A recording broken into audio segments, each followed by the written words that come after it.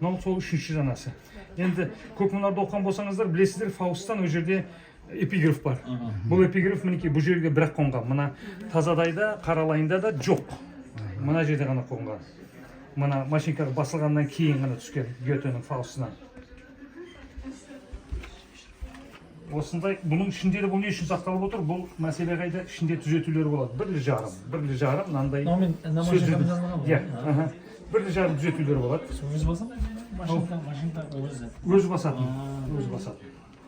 Содан кейін бұл кітап болып шығады. Кітап болып шыққаннан кейін егер өзгерістер болатын болса, оның өзі бірлі жарым ғана, онда мінекей мынандай тұрғыда болады. Содан мінекей мынау соңғы нұсқа. Қазақша айтқанда Кажибет жапсырады ғой, да? Қазір шығып жатқан ол соңғы нұсқа мінекей.